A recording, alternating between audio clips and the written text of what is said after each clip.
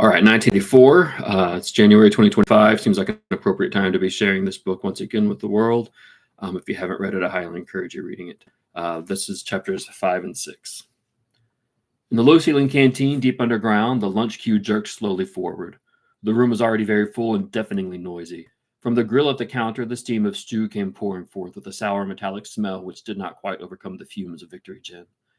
On the far side of the room, there was a small bar, a mere hole in the wall, where gin could be bought at 10 cents the large nip. "Just the man I was looking for," said a voice at Winston's back. He turned around. It was his friend Syme, who worked in the research department. Perhaps friend was not exactly the right word. You did not have friends nowadays, you had comrades. But there were some comrades whose society was pleasanter than other folks. Syme was a philologist, a specialist in Newspeak. Indeed, he was one of the enormous team of experts now engaged in compiling the 11th edition of the Newspeak Dictionary. He was a tiny creature, smaller than Winston, with dark hair and large, protuberant eyes, at once mournful and derisive, which seemed to search your face closely while he was speaking to you. "I wanted to ask you whether you got any razor blades," he asked. "Not one," said Winston with a sort of guilty haste. "I've tried all over the place. They don't exist any longer." Everyone kept asking for razor blades. Actually, he had 2 unused ones, which he was hoarding up. There had been a famine of them for months past. At any given moment, there was some necessary article which the party shops were unable to supply. Sometimes it was buttons, sometimes it was darning wool, sometimes it was shoelaces. At present, it was razor blades. You could only get a hold of them, if at all, by scrounging more or less furtively on the free market. "I've been using the same blade for 6 weeks," he added untruthfully. The queue gave another jerk forward. As they halted and he turned and faced Syme again, each of them looked a greasy metal tray from a pile at the edge of the counter. "Did you go and see the prisoners hanged yesterday?" "I was working," said Winston indifferently. "I shall see it on the flicks, I suppose." "A very inadequate substitute," said Syme. His mocking eyes roved over Winston's face. "I know you," the eye seemed to say. "I see through you. I know very well why you didn't go to see those prisoners hanged." In an intellectual way, Syme was venomously orthodox. He would talk with the disagreeable, gloating satisfaction of helicopter raids on enemy villages, the trial and confessions of thought criminals, the executions in the cellars of the Ministry of Love. Talking to him was largely a matter of getting him away from such subjects and entangling him, if possible, in the technicalities of Newspeak, on which he was authoritative and interesting. Winston turned his head a little to avoid the scrutiny of the large dark eyes. "It was a good hanging," said Syme reminiscently. "I think it spoils it when they tie their feet together. I like to see them kicking, and above all, at the end, the tongue sticking right out, in blue, a quite bright blue. That's the detail that appeals to me." "Next, please," yelled the wide-aproned prole with the ladle. Winston and Syme pushed their trays beneath the grill. Onto each was dumped swiftly the regulation lunch: a metal pannikin of pinkish-gray stew, a hunk of bread, a cube of cheese, a mug of milkless Victory coffee, and the saccharin tablet. "There's a table over there under the telescreen," said Syme. "Let's pick up a gin on the way." The gin was served out to them in handless china mugs. They threaded their way across the crowded room and unpacked their trays onto the metal-topped table, on one corner of which someone had left a pool of stew, a filthy liquid mess that had the appearance of vomit. Winston took up his mug of gin, paused for an instant to collect his nerve, and gulped the oily-tasting stuff down. When he had winked the tears out of his eyes, he suddenly discovered that he was hungry. He began swallowing spoonfuls of stew, which, in among its general sloppiness, had cubes of spongy, pinkish stuff, which was probably a preparation of meat. Neither of them spoke again till they had emptied their pannikins. From the table at Winston's left, a little behind his back, someone was talking rapidly and continuously, a harsh gabble almost like the quacking of a duck, which pierced the general uproar of the room. "How's the dictionary getting on?" said Winston, raising his voice to overcome the noise. "Slowly," said Syme. "I'm on the adjective. It's fascinating." He had brightened up immediately at the mention of the Newspeak. He pushed his pannikin aside, took up his hunk of bread in one delicate hand and his cheese in the other, and leaned across the table so as to be able to speak without shouting.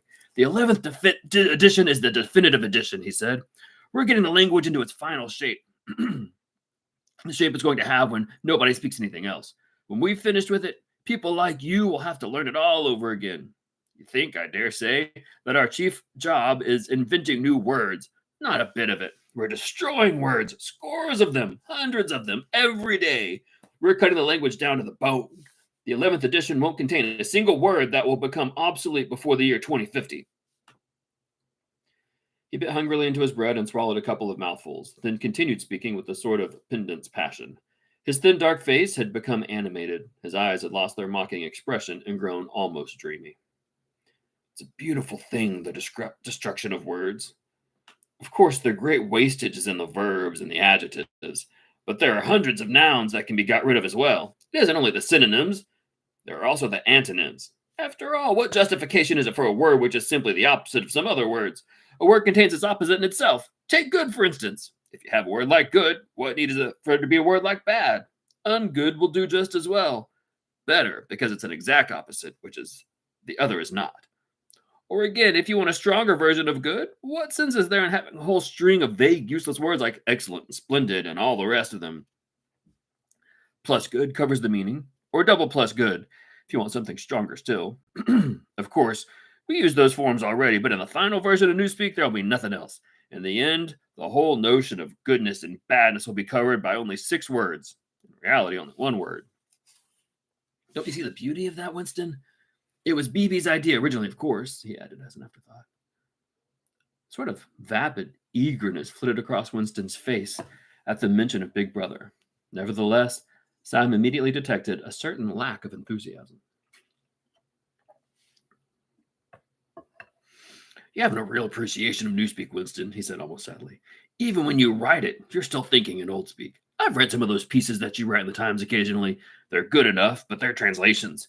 In your heart, you prefer to stick to Old Speak with all its vagueness and its useless shades of meaning. You don't grasp the beauty of the destruction of words. Do you know that Newspeak is the only language in the world whose vocabulary gets smaller every year? Winston did know that, of course. He smiled sympathetically, he hoped, not trusting himself to speak. Syme bit off another fragment of the dark-collared bread, chewed it briefly, and went on. Don't you see that the whole aim of Newspeak is to narrow the range of thought? In the end, we shall make thought crime literally impossible, because there will be no words in which to express it.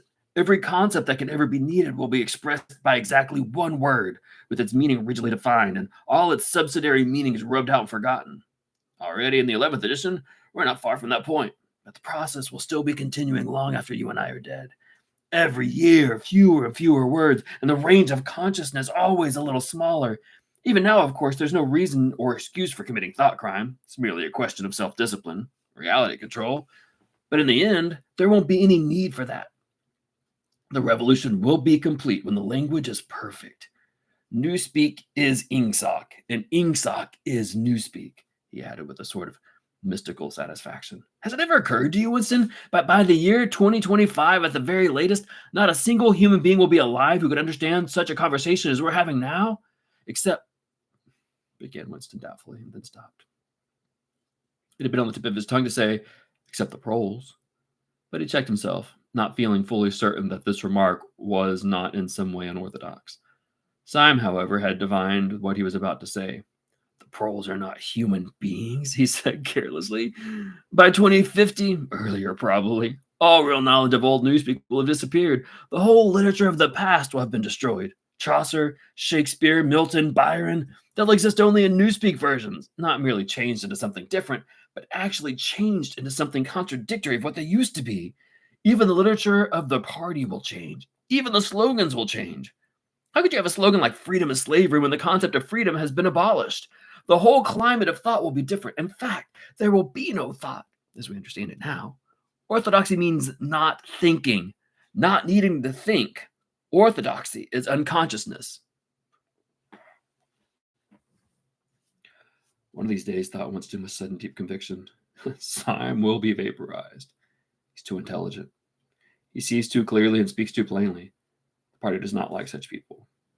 One day he will be disappeared. It was written in his face. Winston had finished his bread and cheese. He turned a little sideways in his chair to drink his mug of coffee. At the table on his left, the man with the strident voice was still talking remorselessly away. A young woman who was perhaps a secretary and who was sitting with her back to Winston was listening to him and seemed to be eagerly agreeing with everything that he said. From time to time, Winston caught such remarks as, "I think you're so right. I do so agree with you," uttered in a youthful, rather silly, feminine voice. But the other voice never stopped for an instant, even when the girl was speaking. Winston knew the man by sight, though he knew no more about him than he had held some important post in the fiction department. He was a man of about 30 with a muscular throat and a large, mobile mouth. His head was thrown back a little, and because of the angle at which he was sitting, his spectacles caught the light and presented to Winston two blank discs instead of eyes. What was slightly horrible was that from the stream of sound that poured out of his mouth, it was almost impossible to distinguish a single word. But once Winston caught a phrase, "complete and final elimination of Goldsteinism," jerked out very rapidly and, as it seemed, all in one piece, like a line of typecast solid. For the rest, it was just a noise, a quack, quack, quacking. And yet, though you could not actually hear what the man was saying, you could not be in any doubts about its general nature. He might be denouncing Goldstein and demanding sterner measures against thought criminals and saboteurs. He might be fulminating against the atrocities of the Eurasian army. He might be praising Big Brother or the heroes of the Malabar Front. It made no difference. Whatever it was, you could be certain that every word of it was pure orthodoxy, pure ingsoc. As he watched the eyeless face with the jaw moving rapidly up and down, Winston had a curious feeling that this was not a real human being, but some kind of dummy. It was not the man's brain that was speaking. It was his larynx. The stuff that was coming out of him consisted of words, but it was not speech in the true sense. It was a noise uttered in unconsciousness, like the quacking of a duck. Simon had fallen silent for a moment, and when the handle of his spoon was tracing patterns in the puddle of stew, the voice from the other table quacked rapidly on, easily audible in spite of the surrounding din. "There is a word in Newspeak," said Simon. "I don't know whether you know it. Duck speak. A quack like a duck. It is one of those interesting words that have two contradictory meanings. Applied to an opponent, it is abused. Applied to someone you agree with, it is praise." Unquestionably, Simon will be vaporized, Winston thought again. He thought it with a kind of sadness, although well knowing that Simon despised him and slightly disliked him, and was fully capable of denouncing him as a thought criminal if he saw any reason of doing so. There was something subtly wrong with Simon. There was something that he lacked. Discretion, aloofness, a sort of saving stupidity. You could not say that he was unorthodox. He believed in the principles of Ingsoc. He venerated Big Brother. He rejoiced about victories. He hated heretics, not merely with sincerity, but with a sort of restless zeal, an up-to-dateness of information which the ordinary party member did not approach. Yet a faint air of disreputability always clung to him. He said things that would have been better unsaid. He had read too many books. He frequented the Chestnut Tree Cafe, haunt of painters and musicians. There was no law, not even an unwritten law against frequenting the Chestnut Tree Cafe, yet the place was somehow ill-omened. The old discredited leaders of the party had been used to gather there before they were finally purged. Goldstein himself, it was said, had sometimes been seen there, years and decades ago. Syme's fate was not difficult to foresee, and yet it was a fact that if Syme grasped, even for 3 seconds, the nature of his, Winston's, secret opinions, he would betray him instantly to the thought police. So would anybody else, for that matter, but Syme more than most. Zeal was not enough. Orthodoxy was unconsciousness. Syme looked up. "Here comes Parsons," he said. Something in the tone of his voice that seemed to add, "That bloody fool." Parsons, Winston's fellow tenant at Victory Mansions, was in fact threading his way across the room, a tubby, middle-sized man with fair hair and a frog-like face. At 35, he was already putting on rolls of fat at neck and waistline, but his movements were brisk and boyish. His whole appearance was that of a little boy grown large, so much so that, although he was wearing the regulation overalls, it was almost impossible not to think of him as being dressed in the blue shorts, gray shirt, and red neckerchief of the spies. In visualizing him, one saw always a picture of dimpled knees and sleeves rolled back from pudgy forearms. Parsons did, indeed, invariably revert to shorts when a community hike or any other physical activity gave him an excuse for doing so. He greeted them both with a cheery, "Hello, hello," and then sat down at the table, giving off an intense smell of sweat. Beads of moisture stood out all over his pink face. His powers of sweating were extraordinary. At the community center, you could always tell when he had been playing table tennis by the dampness of the bat paddle. Simon had produced a strip of paper on which there was a long column of words and was studying it with an ink pencil between his fingers. "Look at him working away at the lunch hour," said Parsons, nudging Winston. "Keenness, eh? That's what you've got there, old boy. Something a bit too brainy for me, I expect. Smith, old boy, I'll tell you why I'm chasing you. It's that sub you forgot to give me." "Which sub is that?" said Winston, automatically feeling for money. About a quarter of one's salary had to be earned for voluntary subscriptions, which were so numerous that it was difficult to keep track of them. "For Hate Week, the house-by-house fund. I'm treasurer for our block. We're making an all-out effort, going to put on a tremendous show. I'll tell you, it won't be by my fault if Old Victory Mansions doesn't have the biggest outfit of flags in the whole street. $2 you promised me."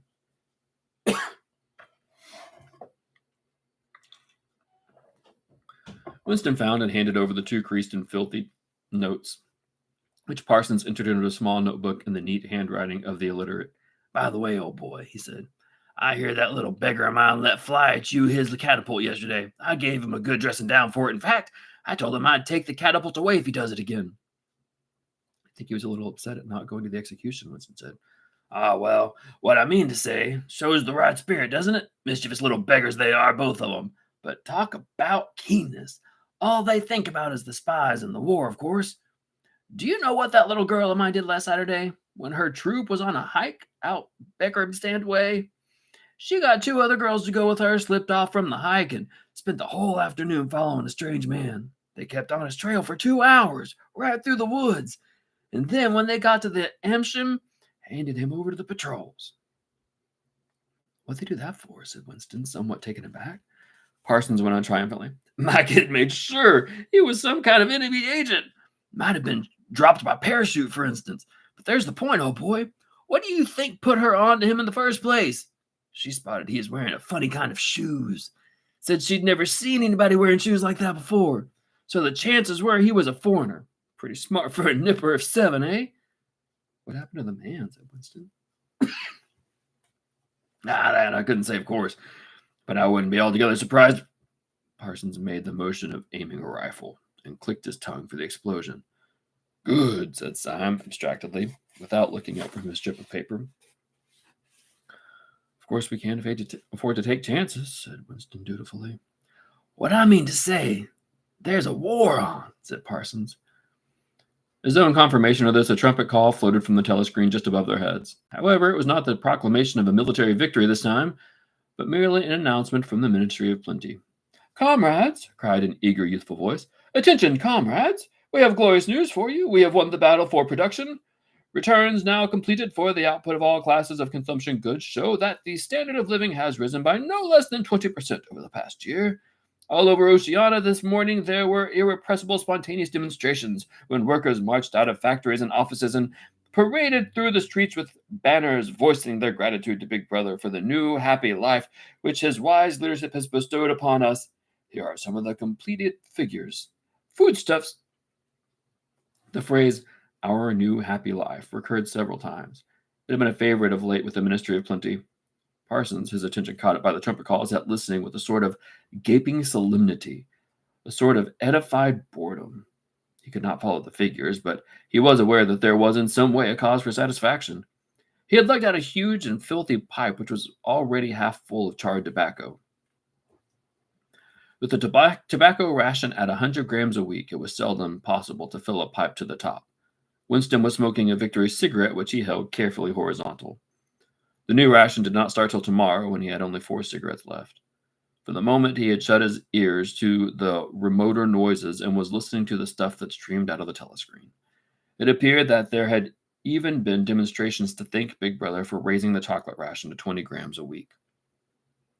And only yesterday, he reflected it had been announced that the ration was to be reduced to 20 grams a week. Was it possible that they could swallow that after only 24 hours? Yep, they swallowed it.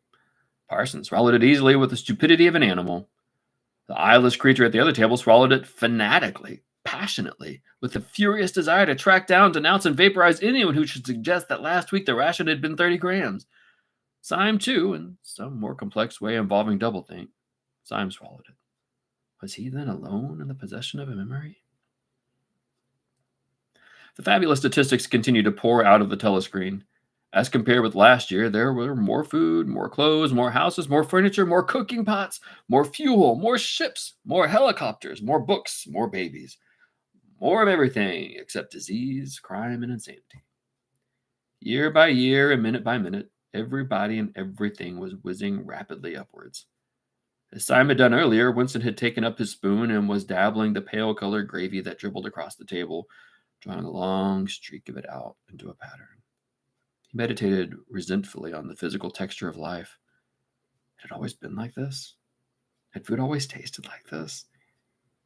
He looked around the canteen, a low-ceilinged, crowded room, its walls grimy from the contact of innumerable bodies, battered metal tables and chairs placed so close together that you sat with elbows touching, bent spoons, dented trays, coarse white mugs, all surfaces greasy, grime in every crack, and a sour composite smell of bad gin and bad coffee and metallic stew and dirty clothes. Always in your stomach and in your skin there was a sort of protest, a feeling that you had been cheated of something that you had a right to. It was true that he had no memories of anything greatly different, and any time he could accurately remember, there had never been quite enough to eat. One had never had socks or underclothes that were not full of holes. Furniture had always been battered and rickety, rooms underheated, tube trains crowded, houses falling to pieces, bread dark-colored, tea a rarity, coffee filthy tasting, cigarettes insufficient, nothing cheap and plentiful except a synthetic gin. And of course, it grew worse as one's body aged. Was it not a sign that this was not the natural order of things? If one's heart sickened at the discomfort and dirt and scarcity, the interminable winters, the stickiness of one's socks, the lifts that never worked, the cold water, the gritty soap, the cigarettes that came to pieces, the food with its strange evil tastes, why should one feel it to be intolerable unless one had some kind of ancestral memory that things had once been different? He looked around the canteen. Nearly everyone was ugly, and would still have been ugly even if dressed otherwise than in the uniform blue overalls. On the far side of the room, sitting at a table alone, a small, curiously beetle-like man was drinking a cup of coffee, his little eyes darting suspicious glances from side to side. How easy it was, thought Winston, if you did not look about you, to believe that the physical type set by the party is an ideal. Tall, muscular youths and deep-bosomed maidens, blonde hair, vital, sunburnt, carefree, existed and even predominated. Actually, so far as he could judge, the majority of people in Airship 1 were small, dark, and ill-favored. It was curious how the beetle-like type proliferated in the ministries. Little dumpy men growing stout very early in life with short legs, swift scuttling movements, and fat, inscrutable faces with very small eyes. It was the type that seemed to flourish best under the dominion of the party. The announcement from the Ministry of Plenty ended on another trumpet call and gave way to tinny music. Parsons, stirred to vague enthusiasm by the bombardment of figures, took his pipe out of his mouth. "The Ministry of Plenty's certainly done a good job this year," he said, with a knowing shake of his head. "By the way, Smith, old boy, I suppose you haven't got any razor blades you can let me have?" "Not one," said Winston. "I've been using the same blade for 6 weeks myself." "Ah, well, just a thought I'd ask you, old boy." Sorry, said Winston.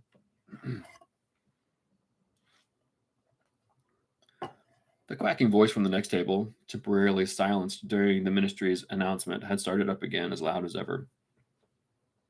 For some reason, Winston suddenly found himself thinking of Mrs. Parsons, with her wispy hair and the dust in the creases of her face. Within 2 years, those children would be denouncing her to the thought police. Mrs. Parsons would be vaporized. Syme would be vaporized. Winston would be vaporized. O'Brien would be vaporized. Parsons, on the other hand, would never be vaporized. The eyeless creature with the quacking voice would never be vaporized. The little beetle-like man who scuttled so nimbly through the labyrinthine corridors of the ministries, they too would never be vaporized. And the girl with the dark hair, the girl from the fiction department, she would never be vaporized either. It seemed to him that he knew instinctively who would survive and who would perish, though just what it was that made for survival was not easy to say. At this moment, he was dragged out of his reverie with a violent jerk. The girl at the next table had turned partly around and was looking at him. It was the girl with the dark hair. She was looking at him in the sidelong way, but with curious intensity. The instant that she caught his eye, she looked away again. Sweat started out on Winston's backbone. A horrible pang of terror went through him. It was gone almost at once, but it left a sort of nagging uneasiness behind. Why was she watching him? Why did she keep following him about? Unfortunately, he could not remember whether she had already been at the table when he arrived or had come afterwards. But yesterday, at any rate, during the 2 minutes hate, she had sat immediately behind him when there were no apparent need to do so. Quite likely, her real objective had been to listen to him and make sure whether he was shouting loud enough. His earlier thought returned to him. Probably she was not actually a member of the thought police, but then it was precisely the amateur spy who was the greatest danger of all. He did not know how long she had been looking at him, but perhaps for as much as 5 minutes. And it was possible that his features had not been perfectly under control. It was terribly dangerous to let your thoughts wander when you were in any public place or within range of a telescreen. The smallest thing could give you away, a nervous tic, an unconscious look of anxiety, a habit of muttering to yourself. Anything that carried with it the suggestion of abnormality or having something to hide. In any case, to wear an improper expression on your face, to look incredulous when a victory was announced, for example, was itself a punishable offense. There's even a word for it in Newspeak. Face crime, it was called. The girl had turned her back on him again. Perhaps, after all, she was not really following him about. Perhaps it was coincidence that she had sat so close to him 2 days running.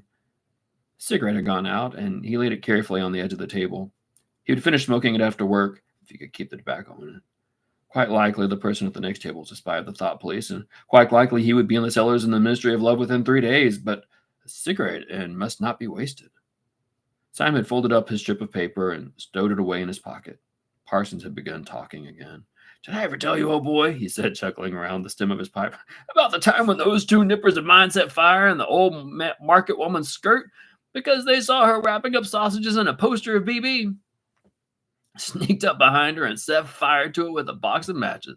Burned her quite badly, I believe. Little beggars, eh? Keen as mustard. That's a first-rate training they give them in the spies nowadays. Better than in my day, even. What do you think's the latest thing they've served them out with? Ear trumpets for listening through keyholes? My little girl brought one home the other night. Tried it out on our sitting room door. And reckoned she could hear twice as much as with her ears to the hole. Of course, it's only a toy, mind you. It still gives them the right idea, eh?" At this moment, the telescreen let out a piercing whistle. It was the signal to return to work. All three men sprang to their feet to join the struggle round the lifts, and the remaining tobacco fell out of Winston's cigarette. Chapter 6. Winston was writing in his diary. It was 3 years ago. It was on a dark evening in a narrow side street near one of the railway stations. She was standing near a doorway in the wall under a street lamp that hardly gave any light. She had a young face, painted very thick. It was really the paint that appealed to me, the whiteness of it, like a mask, and the bright red lips. Party women never painted their faces. There was nobody else in the street, no telescreens. She said $2. For the moment, it was too difficult to go on. He shut his eyes and pressed his fingers against them, trying to squeeze out the vision that kept recurring. He had an almost overwhelming temptation to shout a string of filthy words at the top of his voice, or to bang his head against the wall, to kick over the table and hurl the ink pot through the window, to do any violent or noisy or painful thing that might black out the memory that was tormenting him. Your worst enemy, he reflected, was your own nervous system. At any moment, the tension inside you was liable to translate itself into some visible symptom. He thought of a man who he had passed in the street a few weeks back, a quite ordinary-looking man, a party member, aged 35 or 40, tallish and thin, carrying a briefcase. They were a few meters apart when the left side of the man's face was suddenly contorted by a sort of spasm. It happened just again as they were passing one another. It was only a twitch, a quiver, rapid as the clicking of a camera shutter, but obviously habitual. He remembered thinking at the time, that poor devil's done for. And what was frightening was that the action was quite possibly unconscious. The most deadly danger of all was talking in your sleep. There was no way of guarding against that, so far as he could see. He drew in his breath and went on writing. I went with her through the doorway and across the backyard into a basement kitchen. There was a bed against a wall, a lamp on the table, turned down very low. His teeth were set on edge. He would have liked to spit. Simultaneously with the woman in the basement kitchen, he thought of Catherine, his wife. Winston was married. Had been married at any rate. Probably he was still married, for so far as he knew, his wife was not dead. He seemed to breathe again, warm, stuffy odor of the basement kitchen, an odor compounded of bugs and dirty clothes and villainous cheap scent, but nevertheless alluring because no woman of the party ever used scent or could be imagined as doing so. Only the proles used scent. In his mind, the smell of it was inextricably mixed up with fornication. When he had gone with that woman, it had been his first lapse in 2 years or thereabouts. Consorting with prostitutes was forbidden, of course, but it was one of those rules that you could occasionally nerve yourself to break. It was dangerous, but it was not a life and death matter. To be caught with a prostitute might mean 5 years in a forced labor camp, not more if you had committed no other offense. And it was easy enough, provided that you could avoid being caught in the act. The poorer quarters swarmed with women who were ready to sell themselves. Some could be purchased of gin, which the proles were not supposed to drink. Tacitly, the party was even inclined to encourage prostitution as an outlet for instincts which could not altogether be suppressed. Mere debauchery did not matter very much, so long as it was furtive and joyless and only involved the women of a submerged and despised class. The unforgivable crime was promiscuity between party members. But though this was one of the crimes that the accused in the great purges invariably confessed to, it is difficult to imagine any such thing actually happening. The aim of the party was not merely to prevent men and women from forming loyalties which it might not be able to control. Its real undeclared purpose was to remove all pleasure from the sexual act. Not love so much as eroticism with the enemy. Inside marriage as well as outside it, all marriages between party members had to be approved by a committee appointed for the purpose, and, though the principle was never clearly stated, permission was always refused if the couple concerned gave the impression of being physically attracted to one another. The only recognized purpose of marriage was to beget children for the services of the party. Sexual intercourse was to be looked on as a slightly disgusting minor operation, like having an enema. This again was never put into plain words, but in an indirect way it was rubbed into every party member from childhood onwards. There were even organizations such as the Junior Anti-Sex League, which advocated complete celibacy for both sexes. All children were to be begotten by artificial insemination, ArtSim it was called in Newspeak, and brought up in public institutions. This, Winston was aware, was not meant altogether seriously, but somehow it fitted in with the general ideology of the party. The party was trying to kill the sex instinct, or, if it could not be killed, then to distort it and dirty it. He did not know why this was so, but it seemed natural that it should be so. And so far as the women were concerned, the party's efforts were largely successful. He thought again of Catherine. It must be 9, 10, nearly 11 years since they had parted. It was curious how seldom he thought of her. For days at a time, he was capable of forgetting that he had ever been married.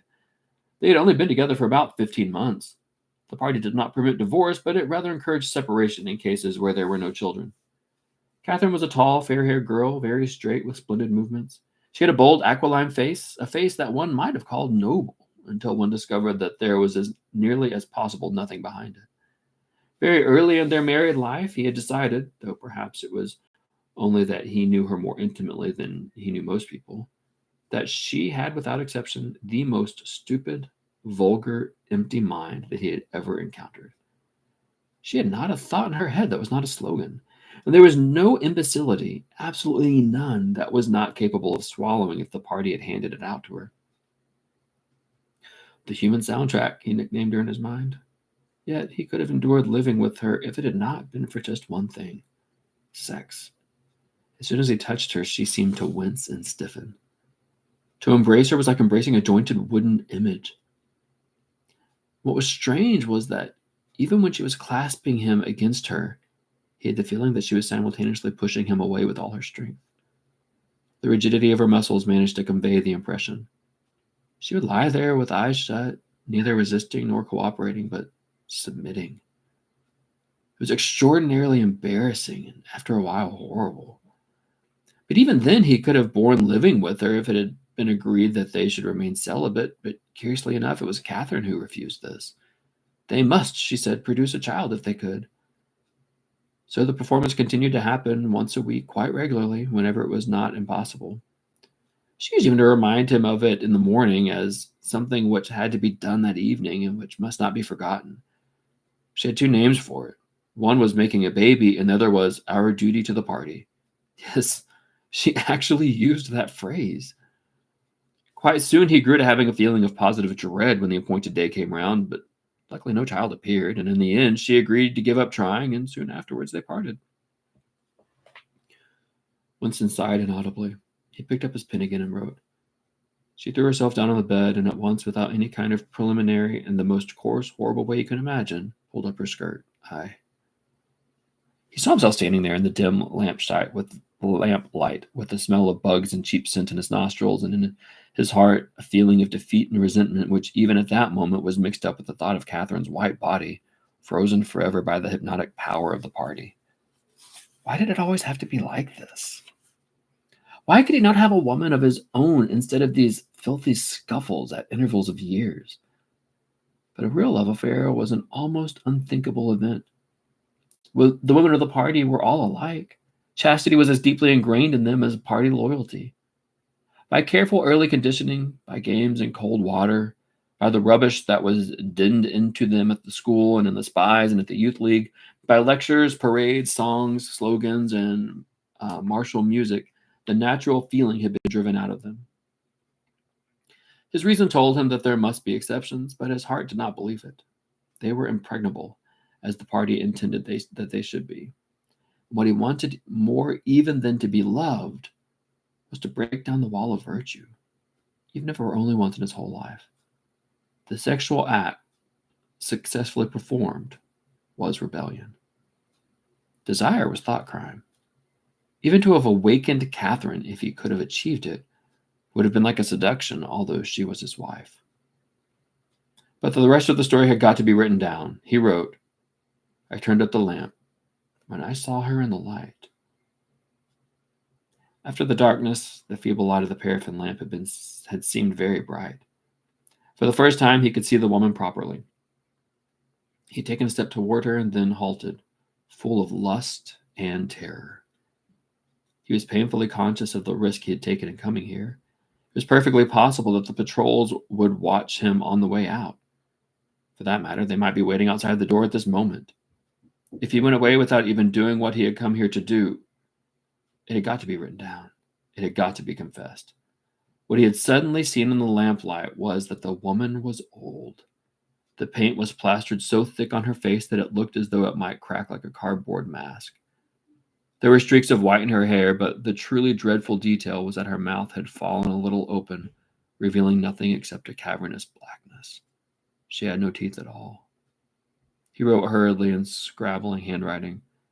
When I saw her in the light, she was quite an old woman, 50 years old at least. But I went ahead and did it just the same. He pressed his fingers against his eyelids. He had written it down at last, but it made no difference. The therapy had not worked. The urge to shout filthy words at the top of his voice was as strong as ever. Okay. Two very, very different chapters here in chapters 5 and 6. Going back to chapter 5, first I have to acknowledge that, yes, I know that this story is British and my voices were very, very American. So please forgive me for that. When I start trying to do a British accent, it just blurs into other accents and it just gets messy. So I just went with American. In chapter 5, it opens with this incredible imagery of the cafeteria at the Ministry of Truth where he works. You overhear him talking with Syme. One of the brilliance of George Orwell and the brilliance of good writing is instead of just laying out very strong narration that includes the background and the setting, you have a character present that. And so Syme is detailing to us what Newspeak is by talking to us about his job. Syme is incredibly intelligent. I love the line where he doesn't want to call him a friend. You don't have friends anymore, you have comrades. But there were some comrades whose society was pleasanter than others. What a fascinating way to put that. And it also slightly reminds me of Animal Farm, where, oh, wow, I just forgot the line. What was it?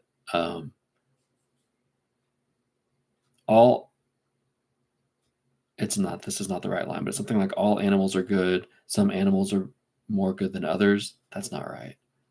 Anyways, kind of that double speak think there. Let's see. The interest of how the government is restricting certain items to make cause and demand. Syme was venomously orthodox. I love the wording of that sentence. Venomously orthodox just seems like quite a juxtaposition in terminology. What's that other word? Gosh, my brain is going blank.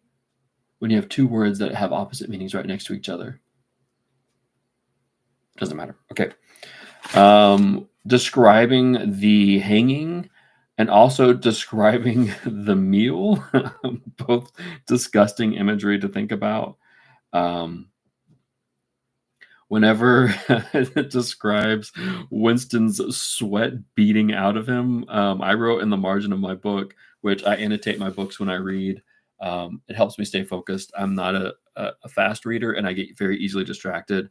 Self-diagnosed ADHD here, and so I have what I call a dialogue with my book, where I'm writing notes in there. And when Winston's having the sweat beating out of him, and he's mocking the sweat that he's feeling and anxious about the sweat that he's feeling, I just wrote in the margin, me. God, it pains me to read Syme talking about the destruction of words being a beautiful thing. As a word nerd, I love words so much. Makes me hate Syme so much. Especially when he's excited about the destruction of Chaucer and Shakespeare and Milton and Byron. Oh my gosh, that hurts on a deep level. I can't imagine reading poetry in Newspeak. How terrible. Syme goes on to say, the whole aim of Newspeak is to narrow the range of thought. It will end, in the end, shall make thought crime literally impossible. Gosh, by the destruction of words, the willful destruction of words, we're reducing imagination, which then reduces the ability to have imagination and reduces the ability to fight for better things. Syme goes on to say that the proles are not human beings. The poor are not humans. The people that aren't like us are not humans. And so by dehumanizing them, their elimination and vaporization becomes okay. Let's see. Whenever he talks about the other man in the room sounding like they're just barking or quacking, that there's an actual term for this, duck speak. And then another important image in this book that's going to show up later is the Chestnut Tree Cafe. So remember that phrase, potentially a little bit of foreshadowing here as we're talking about who may or may not be vaporized. And again, the mentioning there of the Chestnut Tree Cafe. It's interesting when we talk about how Parsons shows up. And as Winston is talking about everyone that's going to definitely be vaporized, it's kind of sad and pathetic and a little bit funny that Parsons will not be vaporized because he drinks the tea and doesn't even realize he's doing it. He's not deep enough or smart enough. We already talked about the 2-minute hate in a previous chapter, but now we hear about hate week. Ooh, that's scary. It's scary to think about how we have holidays now, and this has been converted into a hate week. Let's see. Then we get we're closing in on the end of chapter 5.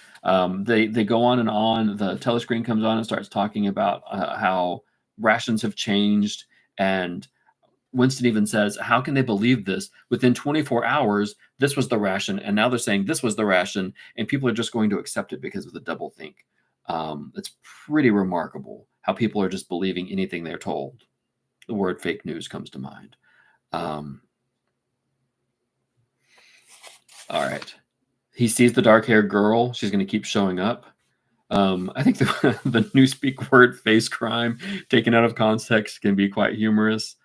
Then we get to chapter 6. Chapter 6 is this weird detail of his encounter with a prostitute. And it's hard for him to write it down because he doesn't want to relive the memory, but he feels like if he writes it down in his journal, it will purge him of this experience. But while talking about this encounter with the prostitute, we also learn that he had been married to a woman named Catherine, that the whole purpose of marriage was just to procreate, and that sex was not allowed to be pleasurable. He goes into the details of how the goal is for children to be reproduced through artificial insemination and not through pleasurable sex. But he also realizes that that can't possibly be the whole truth.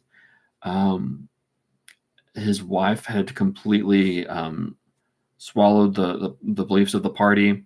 What was it that he called her? The human soundtrack of regurgitating the things. And as he goes in and out of writing about this encounter with the prostitute, and then he comes up with the line when he realized at the very end that she was ugly and didn't have teeth when the lights came on. But then the last line in the journal was, "But I went ahead and did it just the same." And where there could be humor in that line, going back a couple of paragraphs, the sentence that I think is a really powerful theme in this chapter, the sexual act successfully performed was rebellion. Why would sex be rebellion? Because sex is raw, sex is human, sex is pure human emotion. And to have sex in a way that is not just about procreation in this setting and the verisimilitude of this piece means that sex is rebellion because it is raw human emotion and expression. Anyways, chapters 5 and 6, like I said, very different. Incredible imagery, not pleasant imagery, but there's that. Love you dearly. Hope you come back. I will be reading chapters 7 and 8 next. Thanks for joining.